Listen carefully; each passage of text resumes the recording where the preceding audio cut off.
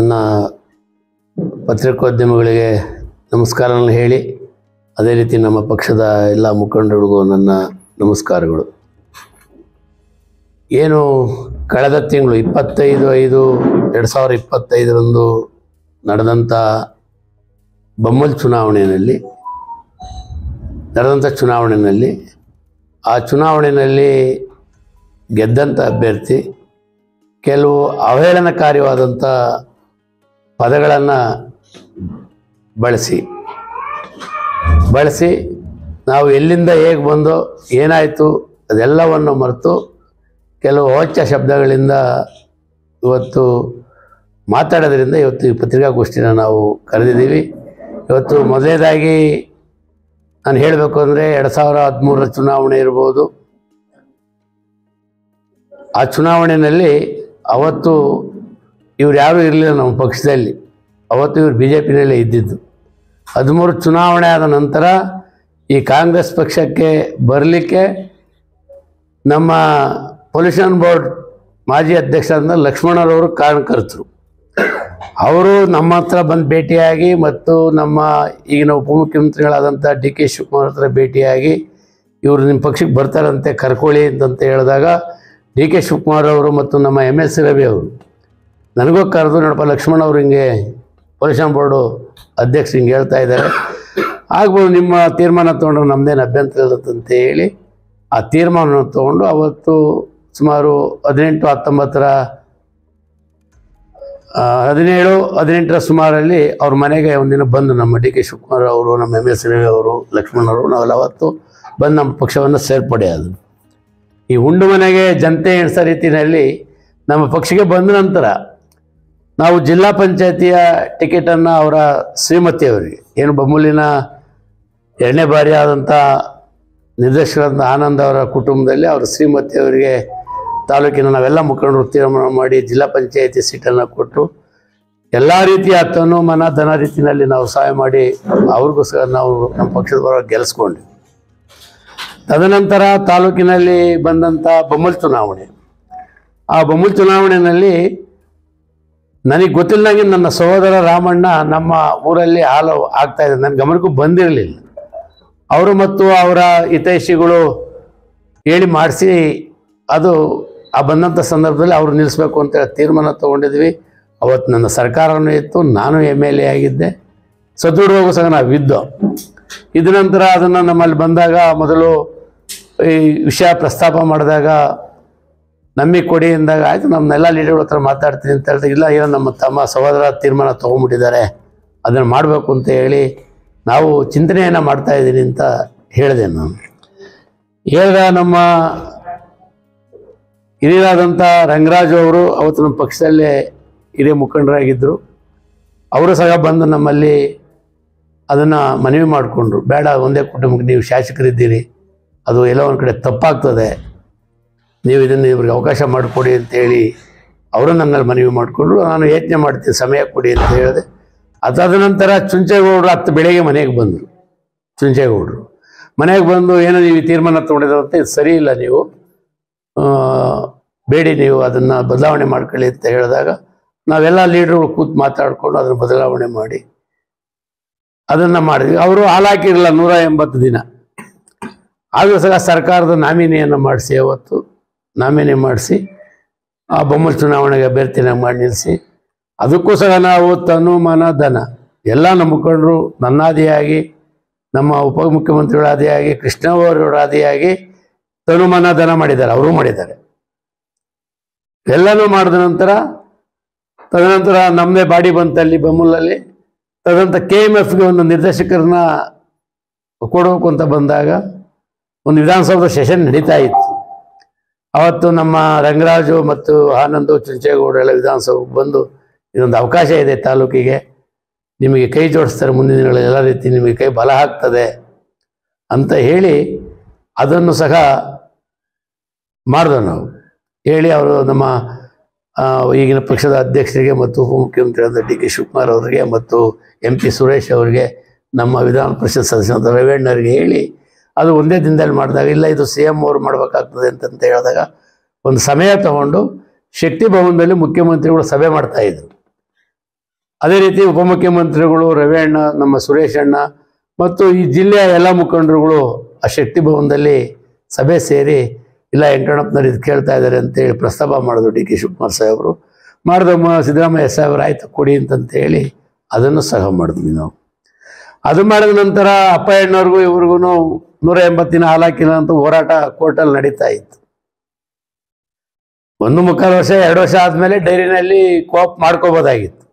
ಆ ಕೋಪ್ ಮಾಡ್ಕೊಳ್ಳೋಕ್ಕೂ ಸಹ ನಾವು ಅವತ್ತು ನಾನು ಅವರು ಡೈರಿ ಕಳಿಸ್ಕೊಡ್ಲಿಲ್ಲ ಅಂದ್ರೆ ಅವತ್ತು ಮಾಡೋಕ್ಕಾಗ್ತಿರಲಿಲ್ಲ. ಅವತ್ತು ಅಂಗ್ಲಾಚಿಬಿಟ್ರು, ನೀನಾನ ಮಾಡಿ ನೀವು ನಲ್ಲಿ ಕಳಿಸಿ ಅಂತ ಹೇಳಿ.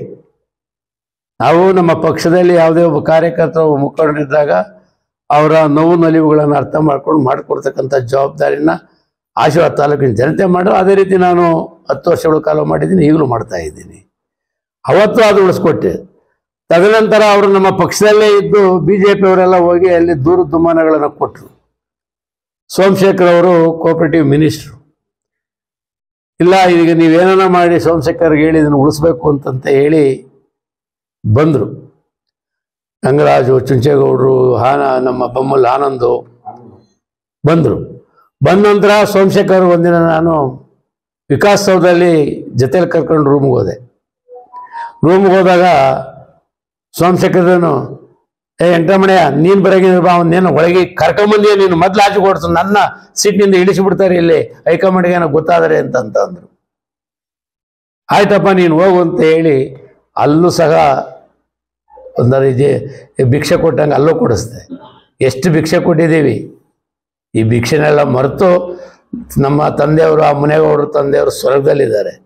ಅವ್ರ ಅಪ್ಪ ಬಂದರು ಆಗಲ್ಲ ಅನ್ನೋ ಮಾತು ಕೇಳಿದಿರಿ. ಮತ್ತು ಜನಪ್ರತಿನಿಧಿಗಳು ಮುನೇಗೌಡರು ನಾವು ಅಡಾಸಂತೆ, ಅಡಾಸ್ಗಿಂತ ಡಬಲ್ ಅಡಾಸಿಗೆ ಅವನು ಇಷ್ಟೆಲ್ಲ ಅನುಕೂಲ ಪಡ್ಕೊಂಡು ಕಾಂಗ್ರೆಸ್ ಪಕ್ಷದಲ್ಲಿ ನಮ್ಮ ಕಡೆಯಿಂದ ಅನುಕೂಲ ಪಡ್ಕೊಂಡೋಗಿ ಆ ಲಕ್ಷ್ಮಣ್ಣು ಮೊದಲ ನನಗೆ ಆದಮೇಲೆ ಬೊಮ್ಮಲ್ KMF ಆದಮೇಲೆ ಒಂದಿನ ಮನೆಗೆ ಬಂದರು. ಅಲ್ಲಿ ಅವ್ರು ಎಷ್ಟೋ ಒಂದು 50 ಎಕರೆ 100 ಎಕರೆ ಜಮೀನು ಮಾಡಿದ್ದಾರೆ. ಅವನಿಗೆ ಕಣ್ಣಲ್ಲಿ ರಕ್ತ ಬರ್ಸ್ಬಿಟ್ಟಿದ್ದಾನೆ ಇವನು ಬೊಮ್ಮಲ್ ಆನಂದ್ ಅವರು. ಅವನೇ ಬಂದು ಒಂದಿನ ಮನೆಗೆ ಟಿಫನ್ ಇವತ್ತಿನಿಂದ ಬಂದು, ಸಾರ್ ಹುಷಾರಾಗಿ ಹೆಜ್ಜೆ ಇಡಿ, ಇದು ನಿಮಗೆ ತೊಂದರೆ ಆಗ್ತದೆ ಮುಂದೆ ಅಂತ ಲಕ್ಷ್ಮಣ್ ಹೇಳೋದ್ರು. ಅರಿವಿಲ್ಲದೆ ಇವತ್ತು ಏನೋ ಚುನಾವಣೆಯಲ್ಲಿ ಇವತ್ತು ನಮಗೆ ದಳದವರು ಕೈ ಜೋಡಿಸಿದ್ರೆ ಏನೂ ಆಗ್ತಿರಲಿಲ್ಲ. ಇರಲಿ, ಅಲ್ಲೆಲ್ಲ ಒಂದು ಕಡೆ ಆಗಿದೆ. ನಾವು ನಮ್ಮ ಪಕ್ಷದ ಏನು 40, 50, 52 ಓಟ್ ಇತ್ತು, 52 ಓಟರಲ್ಲಿ ಒಂದು 8-10 ಓಟ್ ನಮ್ಮದು ಆಚೆಗೆ ಹೋಗಿದೆ. ಇನ್ನು 40 ಓಟ್ ನಮ್ಮ ಬಿದ್ದಿವೆ, ನಮ್ಮನ್ನ ಪಕ್ಷಕ್ಕೆ ಬಿದ್ದಿದೆ. ಆದರೆ ರಾಜಕಾರಣದಲ್ಲಿ ಏರಿಡ್ತಾ ಇರ್ತದೆ. ಯಾವತ್ತು ರಾಜಕಾರಣದ ಗೌರವ ನಡ್ಕೋಬೇಕು. ಈಗ ನನಗೆ ತಾಲೂಕಿನ ಜನತೆ 2 ಸಲ ಆಶೀರ್ವಾದ ಮಾಡಿದ್ರು. ಯಾವತ್ತು ನಾವೆಲ್ಲೂ ಯಾರ ಬಗ್ಗೆನೂ ಏಕವಚನ ಎಲ್ಲೂ ಮಾತಾಡಲಿಲ್ಲ. ನಾನು ತಾಲೂಕಿನ ಜನ ಕೊಟ್ಟಂಥ ಆಶೀರ್ವಾದ ಭಿಕ್ಷೆನಲ್ಲಿ ತಾಲೂಕಿನ ಅಭಿವೃದ್ಧಿ ಮಾಡ್ಕೊಂಡು ಹೋಗಿದ್ದೀನಿ, ಇವತ್ತು ಮಾಡ್ತಾ ಇದ್ದೀನಿ, ಮುಂದಕ್ಕೂ ಮಾಡ್ತೀವಿ. ಯಾವುದು ನಿಂತಿರಲ್ಲ ರಾಜಕಾರಣ, ಒತ್ತು ಹುಟ್ಟುತ್ತೆ, ಒತ್ತು ಮುಳುಗುತ್ತೆ. ಅದರಿಂದ ಇವೆಲ್ಲನೂ ಅಂದ್ರೆ ನಾನೇನಾದರೂ ಇವತ್ತು ತಮಗೆ ನಡೆದಿರತಕ್ಕಂಥ ಹೇಳಿದ್ದೀನಿ. ಇದನ್ನೆಲ್ಲ ಒಂದು ಸುಳ್ಳು ಅಂತ ಹೇಳಿ ನಾನು ಇಲ್ಲೇನು ಹೇಳಿದ್ರೆ ಅದನ್ನೇ ಧರ್ಮಸ್ಥಳದಲ್ಲಿ ಹೇಳ್ತೀನಿ. ಅವನು ಬಂದು ಹೇಳ್ಬಿಡ್ಲಿ. ಧರ್ಮಸ್ಥಳ ಮಂಜುನಾಥ್ ಹೆಸರನ್ನು ಎಲ್ಲ ಒಂದು ಕಡೆ ಪ್ರಸ್ತಾಪ ಮಾಡಿದ್ದಾರೆ ಅವರು, ಬೊಮ್ಮಲ್ ಆನಂದ್ ಅವರು ಮಾಡಿದ್ದಾರೆ. ಬಂದು ಅಲ್ಲಿ ಹೇಳಿ ಅವರು ಯಾರಿಂದ ಯಾರು ಮೊದಲನೇದಾಗಿ ನಮ್ಮ ರಾಮಣ್ಣ ಭಿಕ್ಷೆ ಕೊಟ್ಟರು, ಎರಡನೇದಾಗಿ ಲಕ್ಷ್ಮಣ್ಣ ನಮ್ಮ ಪಕ್ಷಕ್ಕೆ ಕರ್ಕೊಂಬಂದು ಅವ್ರು ಭಿಕ್ಷೆ ಕೊಟ್ಟರು. ನಾಮಿನಿ ನಾನು MLA ಇದ್ದಾಗ ಕೋಆಪರೇಟಿವ್ ಮಿನಿಸ್ಟರ್ ಇಟ್ಕೊಂಡು ನಾಮಿನಿ ಮಾಡಿಸ್ದೆ, ಅದು ಭಿಕ್ಷೆ ಅವ್ರಿಗೆ, ನಮ್ಮ ಕಾಂಗ್ರೆಸ್ ಪಕ್ಷದ ಭಿಕ್ಷೆ. ZP ಕರ್ಕೊಂಬಂದು ಟಿಕೆಟ್ ಕೊಟ್ಟ ಭಿಕ್ಷೆ, KMF ಮಾಡಿದ್ದು ಭಿಕ್ಷೆ. ಇವೆಲ್ಲ ಭಿಕ್ಷೆ ಮತ್ತೆ ಮಾಡಿಬಿಟ್ಟು ಏನು ಲಕ್ಷ್ಮಣ ಹೇಳೋ ರೀತಿಯಲ್ಲೇ ಮಾಡಿಬಿಟ್ರಿ ಇವರು. ಕಡೆಗೆ ನಮ್ಮ MP ಸುರೇಶ್ ಅವರು ಒಂದಿನ ಹೇಳೋದಿಲ್ಲ, ವೆಂಕಣ್ಣಪ್ಪ ನನಗೆ ಗೊತ್ತಾಗ್ಲಿಲ್ಲ, ಆದ್ರೆ ನಿಮ್ಮ ತಾಲೂಕಿಗೆ ಏನ್ ಮಾಡೋಣ ಸರ್ವೆಗೆ ಹೋದೆ ನಾನು. ಸರ್ವೆಗೆ ಬಂದ್ಮೇಲೆ ಗೊತ್ತು ನಿನಗೆ ಇವನೇ ಎಲ್ಲಾನು ಗುಂಡೆ ತೋಡಕ್ಕೆ ಅಂತ ಮಾಡೋಣ ಇವನೇನೆ ಅಂತಲೇ ಹೇಳಿದ್ರು ನಮ್ಮ MP ಸುರೇಶ್ ಅವರು. ನಾನು ವಾತಾವರಣ ನೋಡಿದಾಗ ಇದು ಗೊತ್ತಾಯ್ತು ಇದು ಅಂತಂತ ಹೇಳಿ. ಹಿಂದೆ ಈ ಕ್ಷೇತ್ರ ಜಾಲಪ್ಪನವ್ರು ಇರ್ಬೋದು, ಅವ್ರ ಜನರು ಕೊಟ್ಟಂತ ಆಶೀರ್ವಾದದಿಂದ ಅವರು ನಡೆನುಡಿ ಇಟ್ಕೊಂಡು ಕೆಲಸ ಮಾಡಿದ್ದಾರೆ. ರಾಮೇಗೌಡರು ನಡೆನುಡಿ ಇಟ್ಕೊಂಡು ಜಾಲಪ್ಪನವ್ರು ಮಾಡಿದ್ದಾರೆ.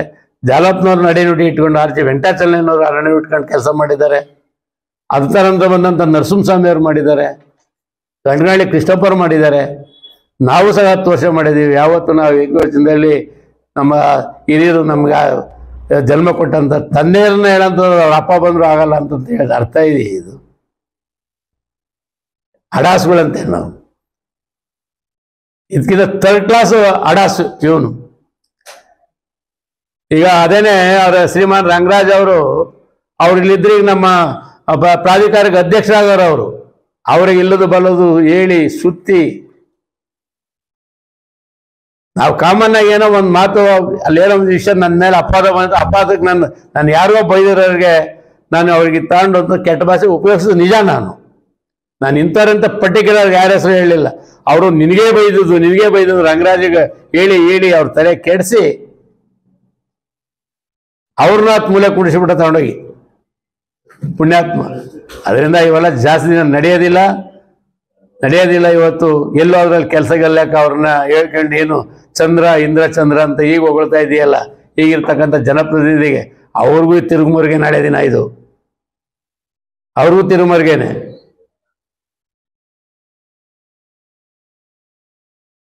ಅಂತ ಹೇಳಿ ಇದರಲ್ಲಿ ನಾವು ಸುಳ್ಳು ಹೇಳಿದ್ರೆ ಏನಾದ್ರು ಇದ್ರೆ ಅವ್ರು ಯಾವಾಗ ಬೇಕಾದ್ರೆ ನಿಮ್ಮ ಮಾಧ್ಯಮದವ್ರು ಯಾರು ಒಂದು 5 ಜನ ಕೇಳಿ ಕರೀಲಿ, ನಾನು ಬರೋಕ್ಕೆ ರೆಡಿ ಇದ್ದೀವಿ, ನಮ್ಮ ಮುಖಂಡರು ಬರೋಕ್ಕೆ ರೆಡಿ ಇದ್ದೀವಿ, ಅವರು ಬರೋ ಧರ್ಮಸ್ಥಳಕ್ಕೆ ಬರಲಿ ಚರ್ಚೆ. ಆಮೇಲೆ ಇನ್ನೊಂದು ನಮ್ಮ ಸುಬ್ಬುಗೂ ಗೊತ್ತು, ಈ ನಮಗೇನು ಮುಂದೆ ತೊಂದರೆ ಮಾಡಲ್ವ ಅಂತಂತ ಹೇಳಿ ಯಾವುದೋ ದೇವಸ್ಥಾನಕ್ಕೆ ಕರ್ಕೊಂಬಂದು ಭಾಷೆ ಮಾಡೋಕ್ಕೆ ಅದಕ್ಕೂ ಒಪ್ಕೊಂಡೆ ನಾನು. ಯಾವುದಪ್ಪ ದೇವಸ್ಥಾನ ಅದು? ಆಂಜನೇಯ ಸ್ವಾಮಿ ದೇವಸ್ಥಾನನ, ರಾಜನಕುಂಟೆ ಹೇಳಿ ಅಮರನಾಥ ದೇವಸ್ಥಾನ, ಚೌಡೇಶ್ವರಿ ದೇವಸ್ಥಾನಕ್ಕೆ ಬಂದು ಆಯ್ತವ ಬರ್ತೀನಿ ಬಾ, ನಾನು ಏನ್ ತಪ್ಪದೆ ಬಾ. ಕೊನೆಗೆ ಲಾಸ್ಟ್ ಅವ್ರವ್ರ ದೇವಸ್ಥಾನದಲ್ಲೇ ನಾನು ಮಾತು ಕೊಟ್ಟೆ. ನಾನು ಕಡೆಗೆ ಆ ಚುನಾವಣೆಯಲ್ಲಿ ನಮ್ಮ ಕಾರ್ಯಕರ್ತರು ದುಡ್ಡು ಕೊಟ್ಟಿದ್ನು ಒತ್ಕೊಂಡು ಹೊರಟೋಗ್ಬಿಟ್ಟಲ್ಲ ನೀನು, ನಮ್ಮ ಕಾರ್ಯಕರ್ತರಿಗೆ ಕೊಡದಂಗೆ ನೀನು ಹಬ್ಬದ ಕಾಸನ ಯಾರ್ದು ಬಿಡ್ತೀಯ ನೀನು?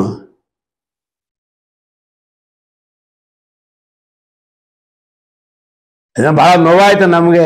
ನಮ್ಮ ಜನ್ಮ ಕೊಟ್ಟಂತ ತಂದೆಯವರು ಸ್ವರ್ಗದಲ್ಲಿದ್ದಾರೆ ಇವತ್ತು. ಅವ್ರ ಅಪ್ಪ ಬಂದ್ರು ಆಗಲ್ಲ ಅಂದ್ರೆ ಮಾತಾಡೋಕ್ಕೇನು ಬೇಡ ಅನ್ನೋದಿಲ್ಲ. ಮಾಡಿ ಇನ್ನೇನು ಯಾವ ರೀತಿ ನೀನು ಯಾವ್ದನ್ನ ಮಾಡಿದ್ದೀವಿ, ಎಲ್ಲ ನಾವು ಒಂದು ಕುಂಟೆ ಯಾರ್ದನ್ನ ದೋಚು ಹಾಕೊಂಡಿದ್ದೀವ. ನಾವು ಹಲವಾರು ಹಗರಣಗಳವೆ ಹೇಳ್ಬೇಕು ಅಂದ್ರೆ.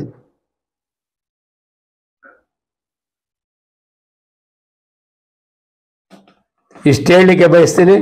ಮತ್ತೊಮ್ಮೆ ನಾನೇನು ಈ ಪತ್ರಿಕಾಗೋಷ್ಠಿ ಹೇಳಿದಿರೋದು 100ಕ್ಕೆ 100 ಸತ್ಯ ಇದೆ ಹೇಳಿ. ಅದರಿಂದ ಇವೆಲ್ಲವನ್ನು ಸಹ ನಾವು ಅವತ್ತು ನಮ್ಮ ಪಕ್ಷದಲ್ಲಿ, ಇವತ್ತು ಅಷ್ಟೇ ನಮ್ಮ ಪಕ್ಷದಲ್ಲಿ ಯಾರು ನಮಗೆ ಪಕ್ಷಕ್ಕೆ ಜೀವ ಕೊಡ್ತಾರೆ, ಪಕ್ಷದ ಪರವಾಗಿದ್ದಾರೆ, ಇವತ್ತು ನಾವು ಅವರಿಗೆ ಸಾಥ್ ಕೊಟ್ಕೊಂಡು ಹೋಗೋಂಥ ಕೆಲಸವನ್ನು ಇವತ್ತು ಮಾಡ್ತೀವಿ, ಮುಂದಕ್ಕೂ ಮಾಡ್ತೀವಿ. 10 ವರ್ಷಗಳ ಕಾಲ ನಾವು ಮಾಡಿದ್ದೀವಿ. ಅಧಿಕಾರ ಬರುತ್ತೆ ಹೋಗುತ್ತೆ, ನಮ್ಮ ನಡೆನುಡಿ ಯಾವಾಗಲೂ ಚೆನ್ನಾಗಿ ಇಟ್ಕೋಬೇಕು ನಾವು.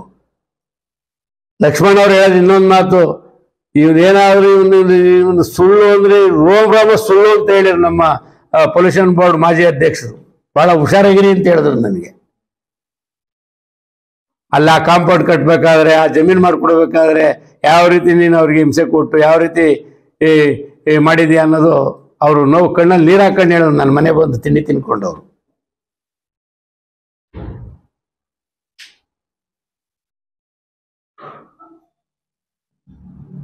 ಆಯ್ತು, 10 ವರ್ಷ ಏನು ಇನ್ನೊಂದೇನೇ ಹೇಳಿದ್ರು, 10 ವರ್ಷ ಏನು ಕಿಸ್ತವ್ರ ತಾಲೂಕಲ್ಲಿ ಅಂತಂತ ಹೇಳಿ. ಇವತ್ತು ತಾಲೂಕಿನ ಮಹಾಜನತೆಯ ಮತ್ತು ಮಾಧ್ಯಮರ ಮುಖಂಡರ ಆಶೀರ್ವಾದದಿಂದ ಇವತ್ತು ನಮ್ಮ ತಾಲೂಕಿನ ತಾಯಿಮು ಹಾಸ್ಪಿಟ್ಲಿಗೆ ರಾಷ್ಟ್ರ ಪ್ರಶಸ್ತಿ ಬಂದಿದೆ. ಇದಕ್ಕಿಂತ ನನಗಿನ್ನೇನು ಬೇಕು? ನನಗೆ